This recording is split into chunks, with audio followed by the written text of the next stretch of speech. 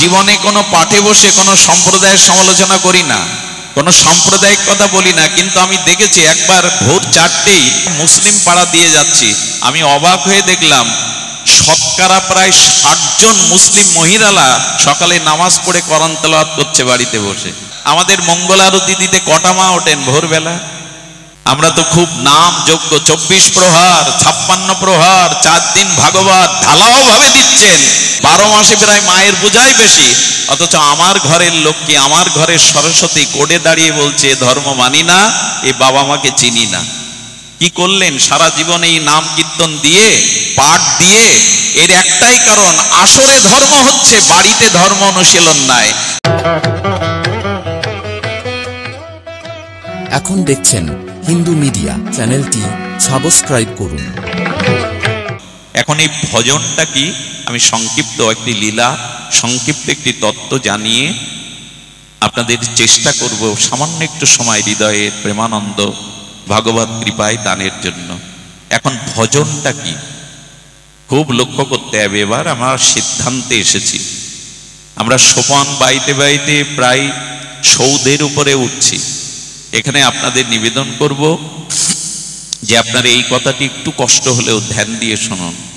ভজন সদ্গুরুদেবের চরণাশ্রয় হলো ভজনের প্রথম সত্য। যদি ভজন করতে চান তাহলে শ্রীগুরুর চরণাশ্রয় অবশ্যই আপনাদের কর্তব্য। শ্রীগুরু চরণাশ্রয় ব্যতীত ভজন শুরু হবে না। আচ্ছা, আপনি যদি মেডিকেলের বই বাড়ি বসে বসে পড়েন, আপনি MBBS এর স্বীকৃতি পাবেন? ওই একই বই যদি আপনি কোনো মেডিকেল কলেজে পরীক্ষায় উত্তীর্ণ হয়ে পড়াশোনা করেন, তখন আপনাকে ডাক্তারের সার্টিফিকেট দিয়ে দেবে, MBBS এর সার্টিফিকেট দিয়ে দেবে। এই জন্য ওটা সরকারি একটা স্বীকৃতি লাগবে। এই স্বীকৃতি না হলে হবে না। তেমনি আপনি যদি বলেন আমাকে গুরুকরণের কি দরকার, আমি কি হরে কৃষ্ণ নাম বলতে পারি না, আমি কি গীতা ভাগবত পড়তে পারি না, বলো কাজ হবে না। কাজ হবে না হলেও আপনি প্রকৃত কল্যাণ পাবেন না, কারণ আপনাকে মেডিকেলের বই বাড়ি বসে পড়লে হবে না। ওইটা প্রফেসর বা শিক্ষকদের কাছে পড়তে হবে, ওদের কাছে ট্রেনিং নিতে হবে, আবার 1 বছর ওদের পেছনে ঘুরে ঘুরে বাস্তব অভিজ্ঞতা অর্জন করতে হবে, এরপরে আপনাকে সার্টিফিকেটটা দেবে। ঠিক তেমনি শ্রীগুরু চরণ আশ্রয় ব্যতীত, শ্রীগুরুর কাছ থেকে ভজন শিক্ষা ব্যতীত ভজন রাজ্যে আপনার পরিবেশ অধিকারী নাই।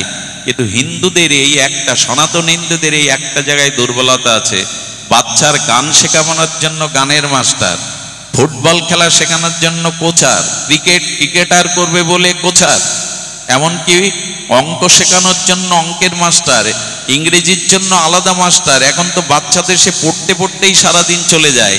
সব বোঝেন যে তবলা বাজাতে গেলে মাস্টার লাগে, ক্রিকেট শিখতে গেলে কোচার লাগে, ফুটবল শিখতে গেলে কোচার লাগে, প্রশিক্ষক লাগে, অঙ্ক শিখতে গেলে অঙ্কার মাস্টার লাগে। মানুষ হতে গেলে যে, ভগবানের জ্ঞান অর্জন করতে গেলে যে গুরু লাগে, এটাই আমাদের পরিবারের, হিন্দু পরিবারের অনেকেই মনে করেন আরে দীক্ষা আবার কি, দীক্ষা আবার কি, পড়াশোনা কর, ডিগ্রি অর্জন কর, চাকরি বাকরি কর, দীক্ষা আবার কি। আর এখন দীক্ষা নেওয়ার সময় হয়নি। 5 বছর বয়সের বাচ্চাদের কানে একটু হরিনাম দিয়ে দিতে হয়, ওই বীজটা ভেতরে দিয়ে দিতে হয়। যেমন বর্ষাকালে বর্ষায় স্নাত হলে মাটির গহ্বরে যে বীজগুলো লুকিয়ে থাকে, বীজ ওটা অঙ্কুরিত হয়, হয় কিনা? বর্ষাকালে অনেক আগাছা জন্মায়, বীজগুলো ছিল বলে, জল পেয়েছে বলে, বীজ না থাকলে অঙ্কুর হতো না। তখন হরিনামটা 5 বছর বয়সে সন্তানদের কর্ণে দিয়ে দিতে হয়, পরবর্তীতে সাধু সঙ্গে গুরু কৃপায় ওটাই প্রেম ভক্তির লতা হয়ে দেখা দেয়। আমরা বলি পড়, কিন্তু দীক্ষা দেওয়ার তালে নেই। আপনি বিশ্বাস করবেন না, আমি জীবনে কোনো পাঠে বসে কোনো সম্প্রদায়ের সমালোচনা করি না, কোনো সাম্প্রদায়িক কথা বলি না, কিন্তু আমি দেখেছি একবার ভোর 4টেই আমি তখন মোটরসাইকেলে পাঠ করে একটা মুসলিম পাড়া দিয়ে যাচ্ছি, আমি অবাক হয়ে দেখলাম শতকরা প্রায় 60 জন মুসলিম মহিলারা সকালে নামাজ পড়ে কোরআন তেলাওয়াত করছে বাড়িতে বসে। আমি অবাক হয়ে গেলাম, শতকরা মুসলিমদের 60 জন মায়েরা সকালবেলা নামাজ আদায় করে কোরআন তেলাওয়াত করে, 60% মহিলারা। আমাদের মঙ্গল আরতি দিতে কটা মা ওঠেন ভোরবেলা? আমরা তো খুব নাম যোগ্য, 24 প্রহার 56 প্রহার 4 দিন ভাগবত ঢালাও ভাবে দিচ্ছেন, বাড়িতে ধর্মকর্ম কতটুকু করি পারিবারিক ভাবে? কত দুঃখ জানেন আজ এই বঙ্গদেশেই জন্মে কোটি কোটি গুণ সৌভাগ্য থাকলে, অনন্ত জন্মের তপস্যা থাকলে তবে এই বাংলার মাটিতে জন্মানো যায়, এই ভারত ভূখণ্ড, এই বাংলার পবিত্র মাটিতে জন্মানো যায়। আর এই মাটিতে কোটি জন্মের সৌভাগ্য হলো সনাতনীর হিন্দুর ঘরে জন্মানো যায়। আর সেই হিন্দু হয়ে এখন আমি ধর্ম ত্যাগ করছি, অথচ কালী পূজা, দুর্গা পূজা, শীতলা পূজা, জগদ্ধাত্রী পূজা, বাসন্তী পূজা, মনসা পূজা, সব মাতৃপূজা হিন্দুদের মধ্যে, 12 মাসে প্রায় মায়ের পূজাই বেশি। অথচ আমার ঘরের লক্ষ্মী, আমার ঘরের সরস্বতী কোডে দাঁড়িয়ে বলছে ধর্ম মানি না, এ বাবা মাকে চিনি না। কি করলেন সারা জীবন এই নাম কীর্তন দিয়ে, পাঠ দিয়ে? এর একটাই কারণ, আসরে ধর্ম হচ্ছে, বাড়িতে ধর্ম অনুশীলন নাই। বাড়িতে গীতা, ভাগবত, হরিনাম, বড়দের প্রণাম এই শিক্ষাই নাই, তো হবেটা কি এই জাতি? বাড়িতে ফিরে নিয়ে ধর্মকর্ম শুরু করুন। মা যদি করতাল বাজিয়ে বসে ঠাকুর ঘরে সকাল সন্ধ্যায়, ছেলেটা বসবে, একদিন মেয়েটাও মায়ের পাশে বসবে। স্বামীর মনে দুঃখ থাকলে, রোগ থাকলে ও একদিন আপনার পাশে গিয়ে বসবে। আর ওখানের একটা ভগবানের নাম, একটা দিব্য বাণী আপনার জীবনে কল্যাণ আনবে। তাই বলি কি, দীক্ষা শিক্ষা নিয়ে পরিবারে একটু ধর্মচর্চা শুরু করুন। সুধীবৃন্দ, এ কথা বলতে বলতে আমার 9 বছর বয়স থেকে আজ এই পর্যন্ত চেষ্টা করছি, কিন্তু কাজে এলো কই? আমি এখন মকসেদপুরে আসা কমিয়েই দিয়েছি। তার একটা কারণ শুনুন। বলে কারণ অন্য কিছু না, অধিক দিন ভাগবত পাঠ করেও যদি দেখা যায় কারো মধ্যে ভজন আসেনি, পরিবর্তন আসেনি, স্বভাব সংস্কার আসেনি, তবে সেখান থেকে পিছিয়ে যায় নিজের ব্যর্থতায়, যে আমি জাগাতে পারিনি, আমি ব্যর্থ হয়েছি, আমি জাগাতে পারিনি এই মানুষগুলোকে। গুরুদেব বলে দিয়েছেন, যা কুকুর হয়ে ঘেউ ঘেউ কর। বাড়ির পোষা কুকুর কি করে জানেন? আপনি এক মুঠো খেতে দেন, শীতকালে একটা চট গায়ে দিয়ে দেন, অথচ ডাকছে, আর আপনার তখন ঘুম আসছে, কেবল ঘুম আসছে। কুকুরটা যখন ঘেউ ঘেউ করে ডাকছে, মালিক বললে খেতে দিয়ে আশ্রয় দিয়ে তুই ঘুমাতে দিবি না? জুতা লাঠি যা তাকে ছুঁড়ে ছুঁড়ে মারে, রাগ করে যে ঘুম নষ্ট হচ্ছে ওর চিৎকারে। সকালবেলা উঠে দেখে আসলে কুকুরটা ডাকছিল আমার মঙ্গলের জন্য, আমাকে জাগানোর জন্য, কারণ চুরি হয়ে গেছে ওই ঘর থেকে, তাই ডাকছিল। আমাদের মতো কুকুররা আপনাদের দ্বারে এসে এই যে ঘেউ ঘেউ করছে না, এই ঘেউ ঘেউ করছে কেন জানেন? সময় চুরি হয়ে যাচ্ছে, এ জীবন মৃত্যুর দিকে এক একটা দিন এগিয়ে যাচ্ছে, আর সময় পাবো না। আমাদের মতো কুকুররা আপনাদের দ্বারে দ্বারে ঘেউ ঘেউ করে যদি কাউকে জাগাতে না পারি, তাহলে আর এসেই লাভ কি? এইভাবে এসে লাভ কি কষ্ট করে, যদি ঘেউ ঘেউ করে আপনাদের মঙ্গলের জন্য জাগাতে না পারি? ভজন শুরু হবে সদ্গুরুদেবের চরণ আশ্রয়ে। সুধীজন, ভজন শুরু হবে, আপনি জাহাজ পেলেও সমুদ্রের ওপারে যেতে পারবেন না, কারণ নাবিক দরকার।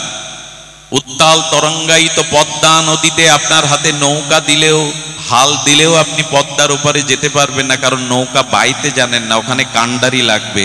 তেমনি এই মৃত্যুময় সংসার পার হওয়ার জন্য কান্ডারি রূপ গুরুদেব লাগবে। শ্রী গুরু ছাড়া আপনি এক পাও পার হতে পারবেন না। এই জন্য শ্রী গুরুদেব চাই, গুরু কৃপা চাই। নিরিদেহ আদ্যং সুলভং সুদুর্লভং পলবং সুকল্প গুরুকর্ণ ধারণম ময়া অনুকূলেন নবস্য তেরিতাং পুমাং ভবদ্দিন্নতরের স আত্মহা। এই নিরিদেহ পেয়েছো, মনুষ্য দেহ পেয়েছো, এটা আদ্য, এটা শ্রেষ্ঠ, এটা দুর্লভ, কিন্তু সুলভে পেয়েছো ভগবানের কৃপায়। এখন গুরুদেবকে কান্ডারি না করলে, হরিনাম হরিকথার পালে বাতাস তুলে না দিলে তুমি যে মৃত্যুর ওপারে যেতে পারবে না, ভগবান রাজ্যে যেতে পারবে না।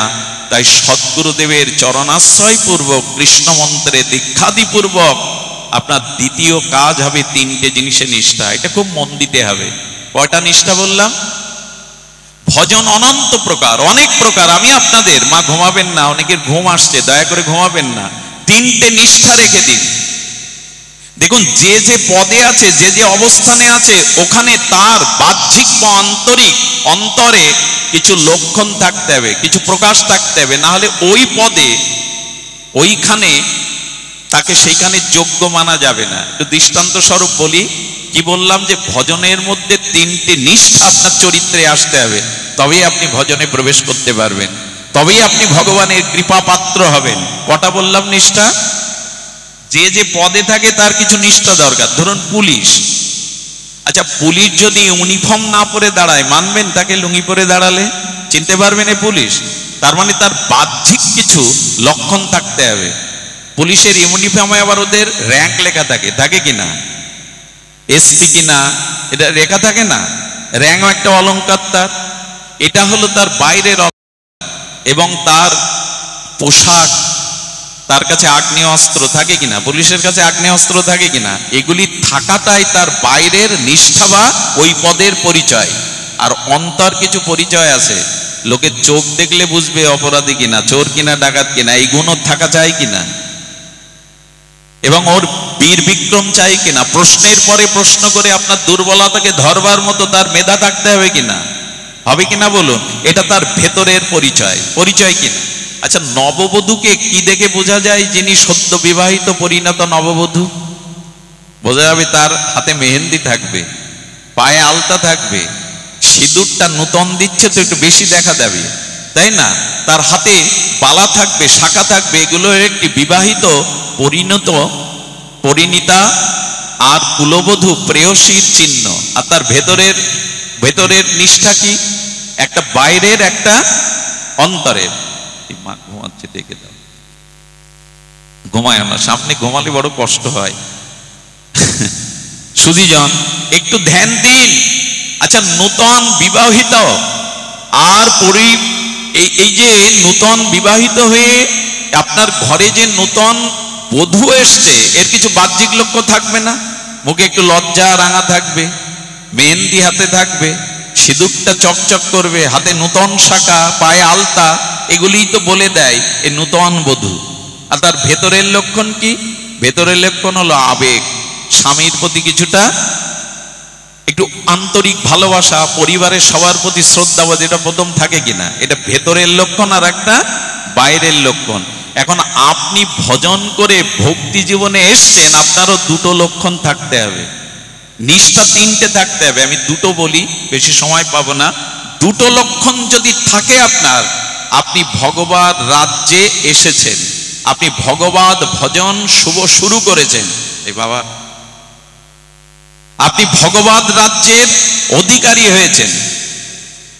সুধীবৃন্দ, এই জন্য এই দুটি নিষ্ঠা, তিনটে নিষ্ঠা বৈষ্ণবের থাকতে হবে, ভক্তের থাকতে হবে। প্রথম নিষ্ঠাটি হলো, শাস্ত্রে বলছেন হরি নামে নিষ্ঠা। আচ্ছা যে যাকে ভালোবাসে তার কথা কেউ বললে কানে এলে ভালো লাগে কিনা আপনার? কিছু মনে করবেন না, বাহ্যিক কথা। একটা ছেলে সাইনবোর্ডে 10-12 বার পড়ছে সাইনবোর্ডটা। আমি তাকে বললাম সাইনবোর্ড এতবার পড়ছো কেন? বললো দাদা কিছু মনে করবেন না, আমি যাকে ভালোবাসি তার নামটা এখানে লেখা আছে। যে যাকে ভালোবাসে, কোন যুবক যদি কোনো যুবতীকে প্রণয় তার মধ্যে থাকে, তবে যুবতীর গ্রামের বাড়ির যে নামটা, ওইটা দেখলে 4 বার দেখে। এগুলো আবেগ, কারণ ওর ভালোবাসার মধ্যে ওর গ্রামকেও সে ভালোবেসে ফেলেছে।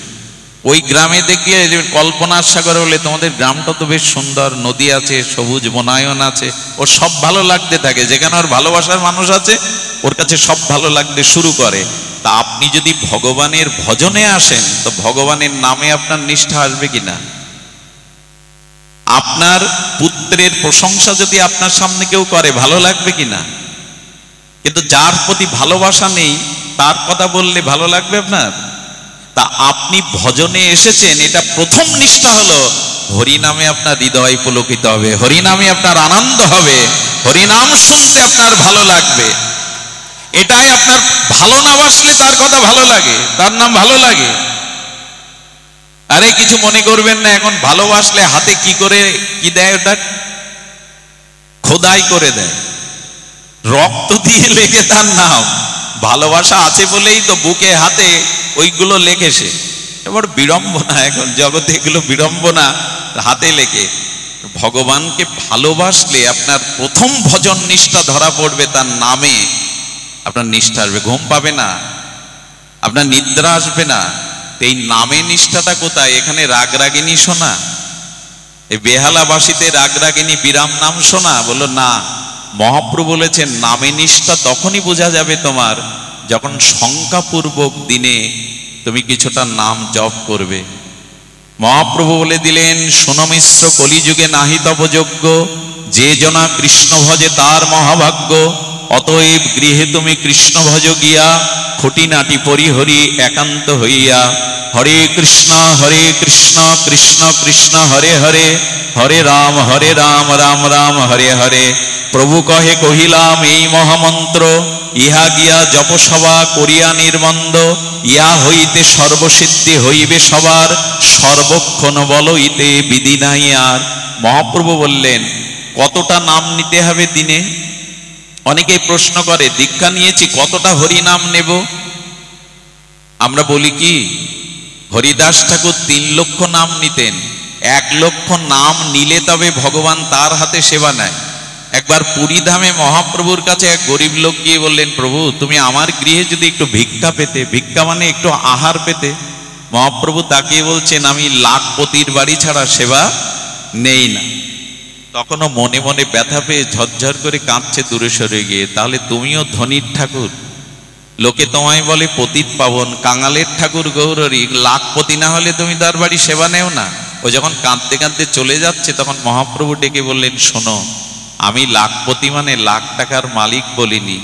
যে লক্ষ হরিনাম দিনের মধ্যে নেয় সেই হলো লাখপতি, আমি তার বিড়ে সেবা নিতে আগামী চলে যাই। এই জন্য বৃন্দাবনে নবদ্বীপে যারা ভগবানের সেবা করে এরা 1 লক্ষ নাম করবেই, না হলে মহাপ্রভু তার হাতে সেবা। আমরা সেবা দেই, দিতে হয় তাই। কার হাতে নেবেন প্রভু? লক্ষ নামই যিনি। সুধীবৃন্দ একটু ধ্যান দিন, নাম ছাড়া এই যুগে আপনি তপস্যা করে, আপনি যাগযজ্ঞ করে, তীর্থ পর্যটন করে এই যুগে কাজ হবে না, আপনি তা পারবেনও না। আপনাকে নাম বিনা কলিযুগে নাহি আর ধর্ম। নামটাকে বাড়ি বসে জপ করতে শুরু করুন। যদি হাতে মালা নিতে সমস্যা হয় অফিসে মেশিনে জপ করুন, তবে মেশিনে জপটা প্রসিদ্ধ নয়। আপাতত করুন, কিন্তু মালা নিয়ে নিন এই তুলসী কাষ্ঠের মালায়। তবে আমি আপনাদের বলে যাই, আচার্যরা বলেছেন কতটা নাম নিতে হবে। শাস্ত্রে বলেছেন 21,600 বার অন্তত ন্যূনতম আপনাকে নাম নিতে হবে। তার কারণ একটা মানুষ দিন রাত্রে নিঃশ্বাস প্রশ্বাস 21,600 বার গ্রহণ করে আর প্রত্যাহার করে। তবে 21,600 বার আমরা নিঃশ্বাস প্রশ্বাস নিতে পারবো না। এই জন্য 16 মালা করলে 25,000 নাম হয়। কয় মালা? 16 মালা জপ করলে কয় হাজার হয়? 25,000। অন্তত ন্যূনপক্ষে এটা 1 ঘন্টা 1 ঘন্টা 10 মিনিটে হয়ে যাবে। ভগবানের জন্য 1 ঘন্টা সময় 24 ঘন্টায় দেবেন না?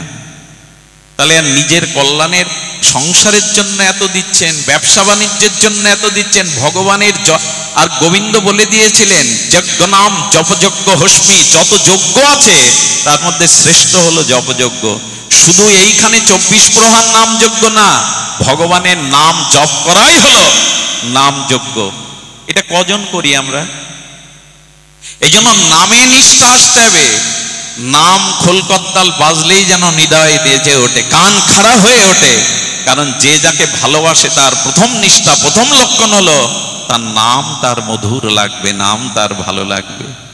মহাপ্রভু হরি নামে গলদ অশ্রু, আর মহাপ্রভু কাঁদতেন, ধুলাই লোটাতেন। স্বয়ং ভগবান তার নিজের স্বমহিমাযুক্ত নাম নিয়ে তিনি কখনো কাঁদেন, কখনো গড়াগড়ি যান, কখনো উদ্দালিত হয়ে ছুটে যান। তার নামে তার এত প্রেম। একবার নিজের কাছে প্রশ্ন করুন তো, হরি নামে আমার কতটা নিষ্ঠা এলো যে আমি ভজনে প্রবেশ করেছি?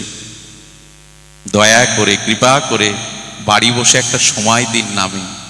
এটা ছাড়া কোনো সম্পদ নাই। এক কৃষ্ণ নামের মহিমা কেমন জানেন? সূর্যগ্রহণে যদি 1 কোটি গাভী দান করেন, যেটা কল্পনাতেও সম্ভব না, গ্রহণকালে যদি 1 কোটি দুগ্ধবৎসল গাভী দান করেন, সুমেরু পর্বতের ন্যায় যদি কোনো সোনা দান করেন, আর যদি কোটি কোটি অশ্বমেধ যজ্ঞও করেন, এক কৃষ্ণ নামের তুলনায় তার শত সহস্রের 1 ভাগও না।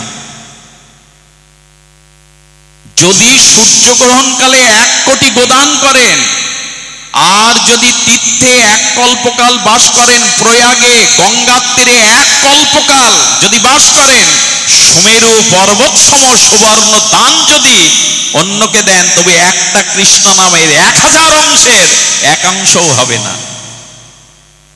সেই নাম দিন চলে গেল, জিহ্বা পেলাম, বললাম না। দিবস যামিনী আবোল তাবোল, কত পাঁচাল পাড়িতে পারো, তার মাঝে একবারও কি রাধা মাধব বলিতে নারো।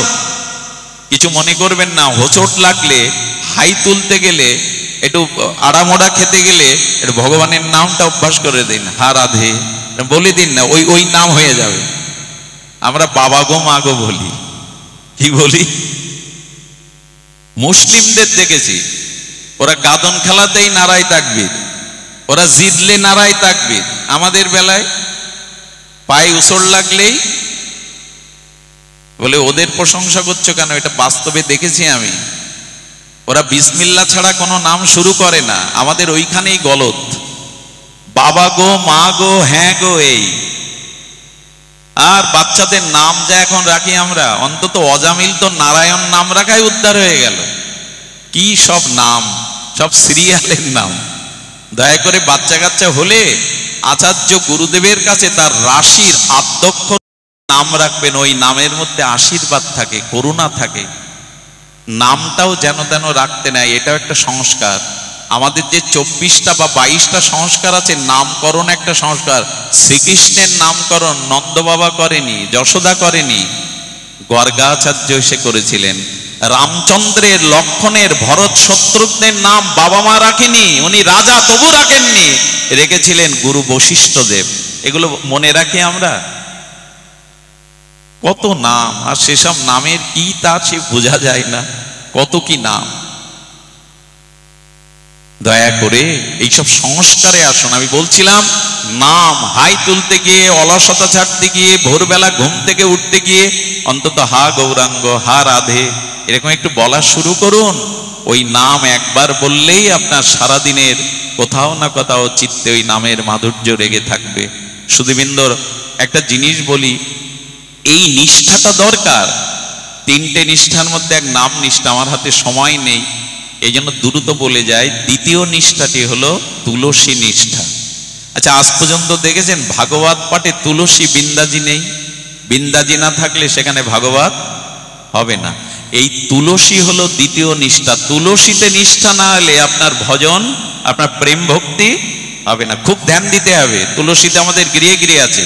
আচ্ছা, আপনি 56 ব্যঞ্জন রান্না করলেন, 64 মন্ত্রের ভোগ করলেন, ওদের তুলসী না দিলে গোবিন্দ নেবে? 56 ব্যঞ্জন, 64 মন্ত্রের ভোগ, অথচ তুলসী দিলেন না। শুনে রাখুন, 1 গ্লাস ভগবানের পানীয় জলে তুলসী না দিলে ওটা রাধারানী নেবে না, গ্রহণ। তুলসীবিহীন কোনো বস্তু ভগবান গ্রহণ করবে না। তাহলে তুলসী ছাড়া এই দেহটাও ভগবান গ্রহণ করে কি করে? তুলসী ছাড়া এই দেহটাও ভগবান গ্রহণ করে কি করে?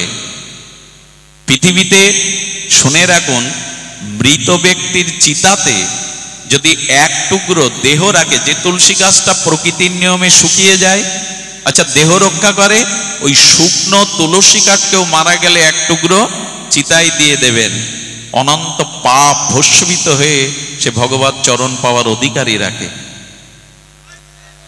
একটা তুলসী শুকনো কাঠ, ওই তুলসী থেকে ছিঁড়ে নেওয়া যাবে না। যে গাছটা দেহ রক্ষা করেছে, ওই কাঠ দিয়ে যদি তুলো ঘি দিয়ে একটু ভগবানের প্রদীপ জ্বালান, ভগবান পরম প্রসন্ন হন। তুলসীর কাঠ দিয়ে তাকে দীপদান দিলে, এই যে মাসটা গেল দীপদানের, এটা ব্রজে অনেকেই ওটি দেয়। তুলসী বিহীন কোনো কর্ম ভগবান গ্রহণ করবেন না। তুলসীকে গোবিন্দের প্রেয়সী, গোবিন্দ সব থেকে বেশি ভালোবাসেন প্রেয়সী। প্রেয়সীকে তো ভালোবাসবেই প্রভু, তুলসী ছাড়া কোনো কাজ হয় না। এই তুলসী নিষ্ঠা এসেছে আমাদের। সুধীবৃন্দ, প্রসাদে তুলসী না দিলে 56 ব্যঞ্জন গ্রহণ করবেন না। যারা দীক্ষিত ভক্ত তাদেরও উচিত তুলসীবিহীন কোনো বস্তু না আহার করা। তুলসী দিয়ে একটু জগন্নাথের প্রসাদ না দিয়ে অপ্রসাদিত কিছু পেতে নেই। সুধীবৃন্দ, নিবেদন করি, দ্বিতীয় নিষ্ঠা হলো তুলসীতে। দয়া করে যদি হিন্দু হয়ে থাকেন, আমি জানি না কোন সম্প্রদায়ের, তবে তুলসীর একটা মালা গলায় সরু করে হলেও দিন। 56 ভোগও ভগবান গ্রহণ করবে না তুলসীর স্পর্শ ছাড়া। আমার এত বড় দেহটা ভগবান গ্রহণ করবে কি করে? বলে তুলসীর মালা গলায় দিয়ে যদি মিথ্যা বলি, প্রবঞ্চনা করি, লোক ঠকাই, তবে শুনুন, অনেকেই বলে দাদা এখন ব্যবসা করি আর অনেক মিথ্যা বলতে হয়, এখন আর এই অজুহাতে অনেকেই গলে মালা দেয় না। আমি তাকে উল্টে প্রশ্ন করি, তুলসীর গলা মালায় দিয়ে মিথ্যা বললে দোষ হবে, আর মালা গলায় না দিয়ে বললে দোষ হবে না, তাই? মালা গলায় নাই, মিথ্যা বললেন, ওদের তো কি জাতীয় বুদ্ধি আমাদের! সাধুসঙ্গ না করে করে, শাস্ত্রজ্ঞান না নিয়ে আজকাল প্রায় লোক বলে মালা কি করে নেব, 1000টা মিথ্যা বলতে হয়, 1000টা মিথ্যা কথা বলতে হয়, তো মালা গলায় নিয়ে মিথ্যা কথা বলবো। আরে গলায় মালা না দিয়েও মিথ্যা মিথ্যাই সমপরিমাণ পাপ। বরঞ্চ এটা দিলে কি হবে জানেন? এটা দিলে একবারও মনে হবে আপনার, কারণ গাছের একটা ক্রিয়া আছে, শিকড়ের একটা মহিমা আছে। লজ্জাবতী গাছে আজও হাত দিলে ওর পাতা বন্ধ হয়ে যায়, ওর অনুভূতি নাই, স্পন্দন নাই। তুলসী কাঠের মহিমা বেদে যেভাবে বলা আছে, আমাদের বেদের ভাগে যেভাবে বলা আছে, তা অদ্বিতীয় তুলসী মহিমা। যেখানে তুলসী বাগান ওইখানে গোবিন্দের বাস, ওখানেই রাধারানীর বাস। পদ্ম এবং তুলসী যেখানে, হরিকথা যেখানে, ওখানে ভগবান বাস করেন। তো বললেন তুলসীর মালা গলায় দিলে 10টা মিথ্যার মধ্যে একবার বিবেক বলে উঠবে, একটা তো কমা। আচ্ছা, আমি যদি শিকা রেখে আর বড় তুলসীর মালা রেখে এখন সিডির দোকানে গিয়ে বসি, চায়ের দোকানে গিয়ে বসি, সিনেমা হলে বসি, পেছনে যে বসে আছে সে একবার হলেও ঠাট্টা করে শিকাটা নয়, বেটা তোর জায়গা তো এইটা না। এগুলো আমাদের রক্ষাও করে, এগুলো আমাদের রক্ষাও করে। তোর জায়গা তো সিনেমা হল না, তুই এখানে কেন? এগুলো আমাদের জাতীয় পরিচয় দেয়, আমি সনাতনী হিন্দু। সোনার চেন গলায় দিতে আমাদের কত আনন্দ হয়, অথচ যা গলায় পড়লে সাক্ষাৎ ভক্তি ভগবান দিতে পারেন, সেটাই আমাদের লজ্জা। আমাদের মঙ্গল চাই কোন মুখে আমরা? আরে বিদেশিদের দিকে তাকান, জার্মানি, ইউরোপের দিকে তাকান, তারা তুলসীর মালা নিয়ে এখন নবদ্বীপে, মায়াপুরে নৃত্য করছে। আপনার আমার বাধা। একটা অন্তত চিহ্ন রাখুন। একটা কথা বলি, হৃদয়ে লিখে নিয়ে নেন। তুলসীর গলা মালাই নিয়ে যদি আপনি মৃত্যুবরণ করেন, আমি শাস্ত্র থেকে দৃঢ় কণ্ঠে বলছি, আপনাকে নরকগামী হতে হবে না, অধঃপতনে যেতে হবে না। লিখে নিন আপনি। তুলসীর গলা মালায় তিলক যদি থাকে, যম নির্ঘাত বলেছেন, ভগবান বলেছেন, একে তুমি নরকগামী করতে পারবে না। কোথাও না কোথাও তার মঙ্গল লুকিয়ে থাকবে। প্রমাণ নেবেন, যুক্তি নেবেন? একবার আমাদের এক আচার্য পাঠ করতে যাচ্ছেন জঙ্গলের মধ্যে দিয়ে, জঙ্গলে 150 গাড়ি আটকে গেছে। কেন জানেন? সরকারি সিল মারা একটা গাছ রাস্তার উপরে পড়ে গেছে, সরকারি সিল দেওয়া। আচ্ছা, ওই গাছ আপনি হাত দিতে পারবেন প্রশাসনের অনুমতি ছাড়া? রাস্তার ধারে যেসব সরকারি গাছে সিল দেওয়া থাকে, নাম্বার দেওয়া থাকে, ওটা ওদের প্রশাসনের অনুমতি ছাড়া কাটলে আপনাকে জেলে যেতে হবে। এক বাবাজি বলছেন, উনি পাঠ করতে যাচ্ছেন, বলে বা এই তো পেয়ে গেছি যুক্তি। সরকারি সিল থাকলে যদি 150 গাড়ি আটকে থাকে, 1000 মানুষ রাস্তায় আটকে থাকে, প্রশাসনের লোক অনুমতি না দিলে গাছ সরানো যাবে না, তো ভগবানের সিল, তুলসীর মালা তিলক থাকলে জম বা আমাকে সরাতে আসবে কোন কাজে? অধঃপতন অন্তত হবে না। এগুলোতে বিশ্বাস আনুন। এত যুক্তি তর্ক ভালো না, এত কুতর্কের মধ্যে পড়লে আর ওঠা যাবে না। সব বিষয়ে তর্ক আনতে যাবেন না, কিছু জিনিস বিশ্বাস করে মেনে নিন। এন দয়া করে এগুলির প্রতি নিষ্ঠা আনুন। তুলসী নিষ্ঠা না হলে ভগবত ভক্তি হবে না। আরে কিছুই গ্রহণ করবে না রাধা মাধব। সকালবেলা উচিত কি জানেন? তুলসীকে একটু জল সিঞ্চন করা। আর তুলসীর 9 ভাবে সেবা হয়। তুলসী দর্শন, তুলসী স্পর্শন, শ্রাবণে তুলসী, শ্রাবণে আষাঢ়ে রোপণ, তুলসী সংরক্ষণ যাতে পাতা খেয়ে না যায়, আর তুলসী চয়ন, গোবিন্দ চরণে পূজন, আর তুলসী আরতি, তুলসী পরিক্রমা। এইভাবে 9 ভাবে যে তুলসী শরণ নেয়, কি বলা হয়েছে? যে তোমার শরণ লয় তার বাঞ্ছা পূর্ণ হয়। এ কি শুধু গাওয়ার গাওয়া, গীতিকারের গান? গান না, এগুলোই ভজন। যে তোমার শরণ লয় তার বাঞ্ছা পূর্ণ হয়। শুনে রাখুন, ব্রহ্ম হত্যা, পিতৃহত্যা, মাতৃহত্যা, পৃথিবীতে জ্ঞাত অজ্ঞাত সারে যত পাপ আছে, তুলসীকে 4 বার প্রদক্ষিণ করে প্রণাম করলে সেই পাপ নিষ্কৃত হয়ে যায়। জানি কানি চা ব্রহ্মহুতানি তানি চ তানি তানি প্রণশ্যন্তি প্রদক্ষিণ। পদে পদে তুলসীকে 4 বার প্রদক্ষিণ করে যদি কেউ প্রণাম করে, জানি কানি চ পাপানি ব্রহ্মহতানি কানি চ তানি তানি প্রণশ্যন্তি প্রদক্ষিণ। পদে পদে ভাগবত বলেছেন, তুলসীকে পরিক্রমা করলে ব্রহ্ম হত্যা আদি সব হত্যা সমস্ত অপরাধ মুক্ত হয়ে সে ভগবানের চরণ পেয়ে যায়। এটা গল্প গুজব ভাববেন না, এটাই সত্যত সত্য। বলো পরিক্রমা করতে হবে কেন? বলো জন্ম জন্মে তুমি জন্ম মৃত্যু চক্রে পাক খাচ্ছ, যদি তুলসীকে পরিক্রমা করতে পারো তাহলে এই পাক আসা যাওয়ার পাক থেমে যাবে তোমার। তৃতীয় হলো বৈষ্ণব সেবাতে নিষ্ঠা দিন।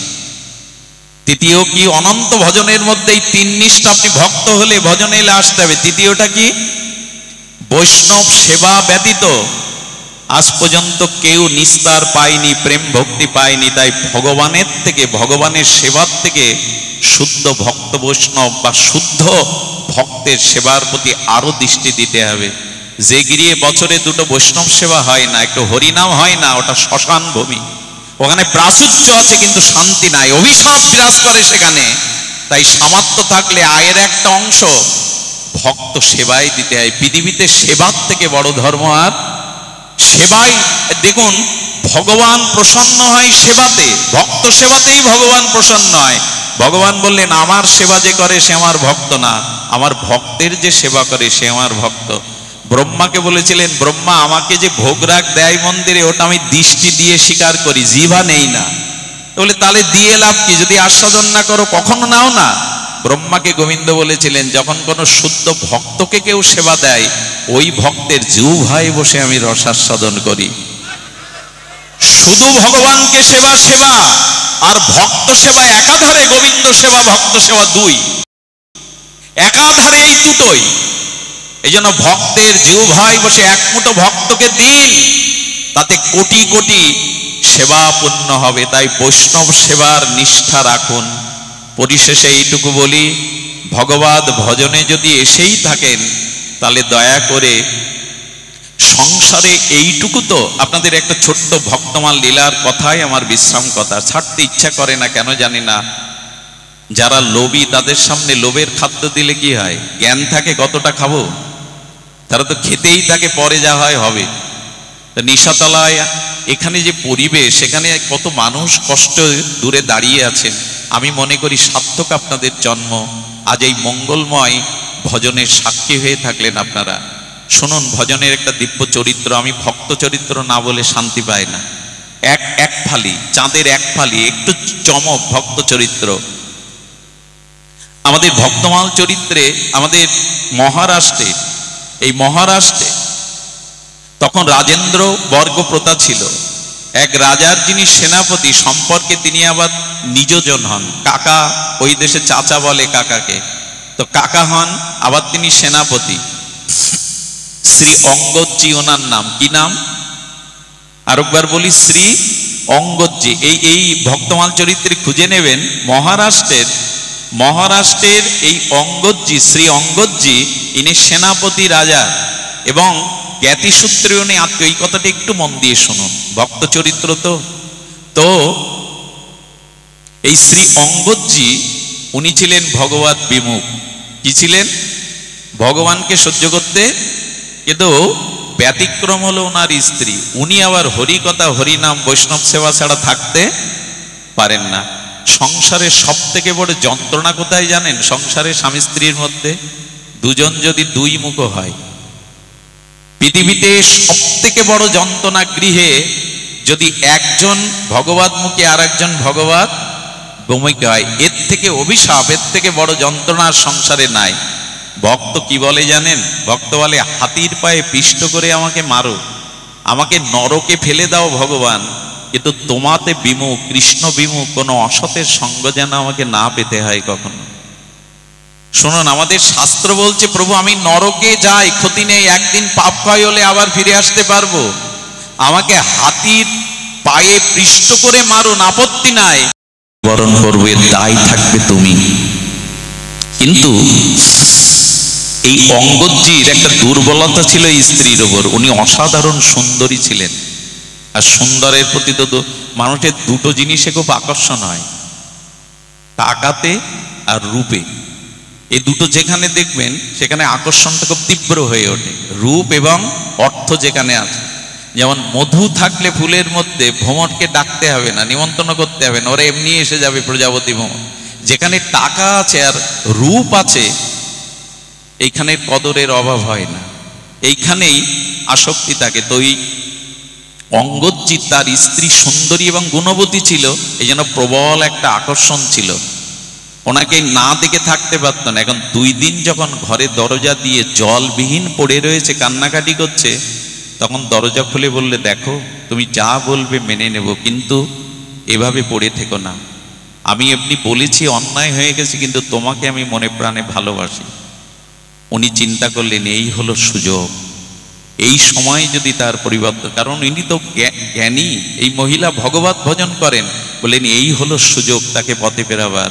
দরজা খোলার আগে বললে, একটা সত্যে যদি রাজি থাকো তবে আমি ঘুমটা খুলতে পারি, মুখ দেখাতে পারি, অন্ন জল পেতে পারি। সেটা হলো আজ থেকে তোমাকে সাধুগুরু বৈষ্ণব সেবা নিজে করতে হবে, তাদেরকে আর কখনো উপেক্ষা করতে পারবে না। আসলে মোহ আছে তো স্ত্রীর প্রতি, অপরূপ রূপ আছে।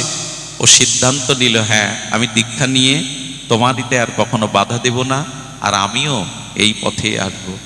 সুধীমণ্ডলী গুরুদেবের কাছে গিয়ে ক্ষমা চাইলেন, আমাকে ক্ষমা করুন। সাধুর গুণ তো ক্ষমা করা। দীক্ষা নিলেন। আর কি করেন জানেন, জগন্নাথের মূর্তিতে মাঝে মাঝে তুলসী দেন, ফুল দেন। ধীরে ধীরে, আমি একটা কথা বলি আপনাদের, কারো ঘরে যদি গুণবতী স্ত্রী থাকে, কারো ঘরে যদি সতীসাধ্বী রমণী থাকে, আর সে যদি একটু ভগবতমুখী হয়, তবে অসুরকেও সে মানুষ করতে পারে, এই ক্ষমতা ওদের আছে।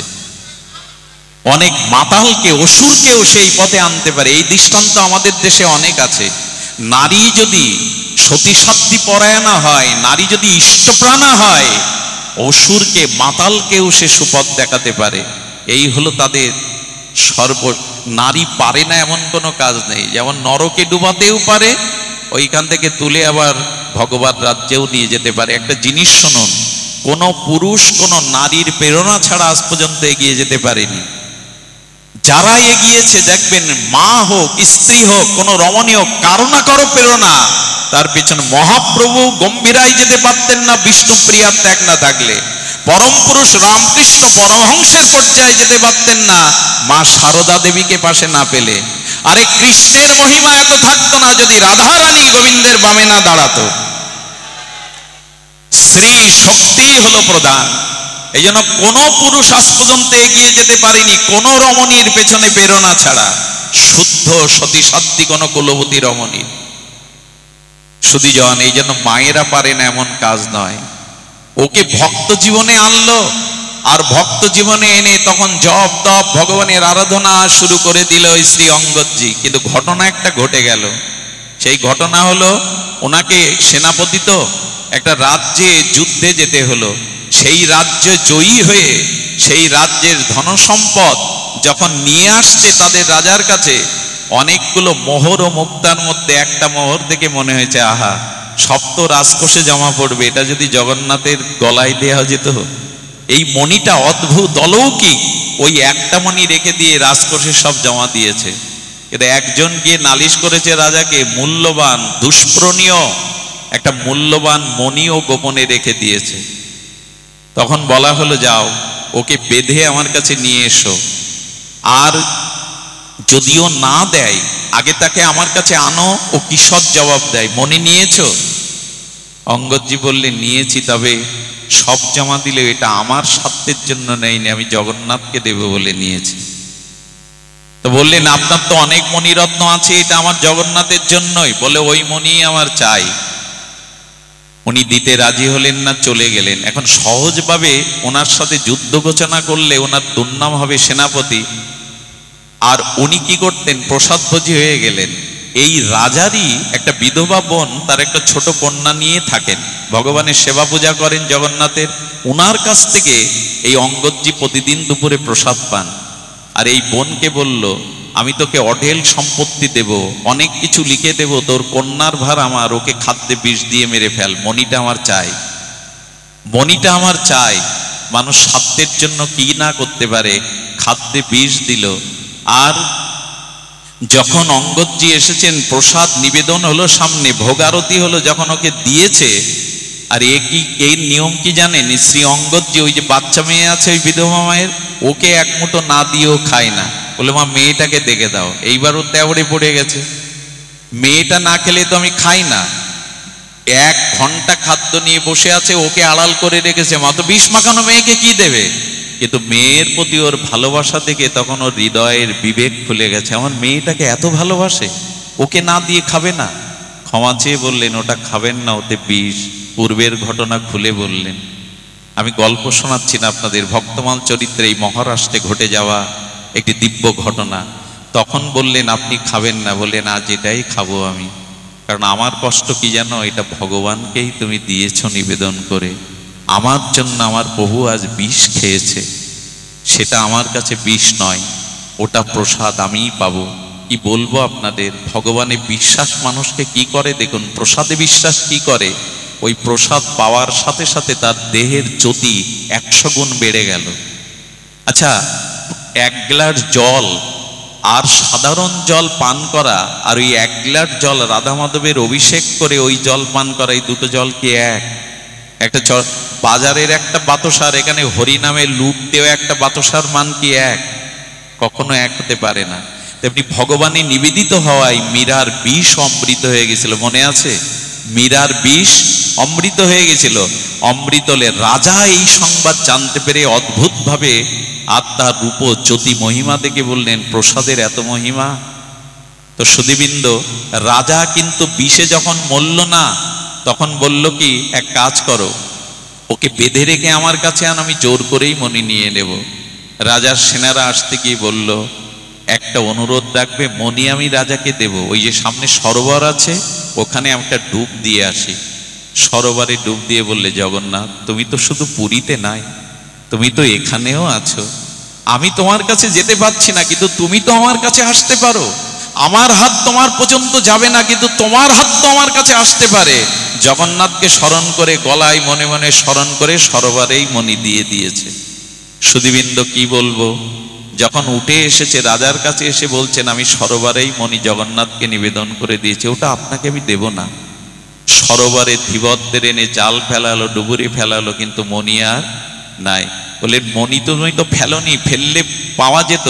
বললো, যার মণি যদি দেখতে চান তো তার কাছে যান। রাজা লীলাচলে লোক পাঠালেন, গিয়ে কি দেখলো জানেন? জগন্নাথের বুকে হার রূপে সেই মণিটা জলজল করছে। এবং আজও প্রতিদিন সিঙ্গার করে জগন্নাথকে ওই মণিটা পরানো হয়। আজও, আজকের দিনেও জগন্নাথকে ওই মণিটাই পরানো হয়। এই হলো ভক্তের নিবেদিত ভক্তিতে ভগবানের গ্রহণ। যে যেখানে থাকুন, ওইখান থেকে মন প্রাণ একটু ভগবানকে দিন। নিশাতলার এই 3য় দিবসীয় ভাগবত আজ বিশ্রাম পেল। আগামী দিনের নামযোগ্য সার্থক হোক, পরিপূর্ণ হোক। সনাতনী যারা এখানে এসেছেন, মায়েরা বাবারা, আপনাদের পরমার্থিক ভক্তি কামনা করে, শান্তি কামনা করে এখানে এই হরিকথার বিশ্রাম। শ্রী গুরু প্রেমানন্দে গৌর হরি বল জয়। প্রসাদ নিয়ে যাবেন। 23শে কার্তিক, 10ই নভেম্বর সোমবার ট্যাকেরহাট সার্বজনীন দুর্গা মন্দিরে এই জীবাদমের আসবার কথা আছে। এটা ট্যাকেরহাট দুর্গা মন্দিরে 23শে কার্তিক, 10ই নভেম্বর। জয় রাধে। প্রসাদ পেয়ে যাবেন যারা।